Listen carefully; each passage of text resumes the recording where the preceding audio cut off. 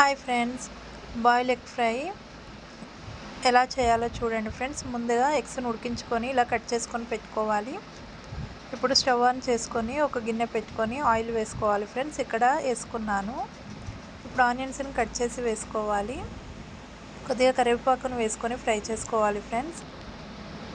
ఆనియన్స్ని మంచిగా కలర్ వచ్చేంత వరకు ఫ్రై చేసుకోవాలి. చూడండి ఫ్రెండ్స్, మనకి ఇక్కడ ఫ్రై అయిపోయాయి. ఇప్పుడు కొద్దిగా అల్లం వెల్లుల్లి పేస్ట్, కొద్దిగా పసుపును వేసుకొని ఫ్రై చేసుకోవాలి.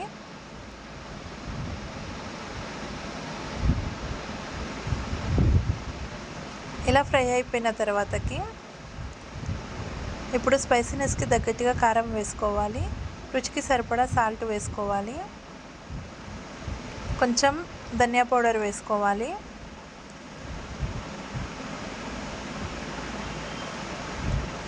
కొంచెం గరం మసాలా వేసుకోవాలి. వేసుకొని ఒకసారి మొత్తం మిక్స్ చేసుకోవాలి ఫ్రెండ్స్. ఇలా ఒకసారి మొత్తం మిక్స్ చేసుకున్న తర్వాతకి ఇప్పుడు మనం ఎగ్స్ని వేసుకోవాలి. ఇలా ఎగ్స్ని వేసేసుకొని ఒకసారి మొత్తం కలిపేసుకోవాలి ఫ్రెండ్స్.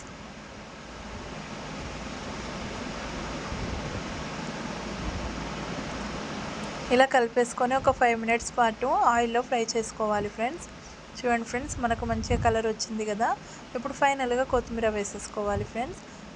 కొత్తిమీర వేసుకొని ఒకసారి మొత్తం కలిపేసుకోవాలి. ఇలా ఒకసారి మొత్తం కలిపేసుకొని ఇప్పుడు స్టవ్ ఆఫ్ చేసేసుకోవాలి ఫ్రెండ్స్. ఇప్పుడు సర్వింగ్ బౌల్లోకి తీసేసుకుందాం.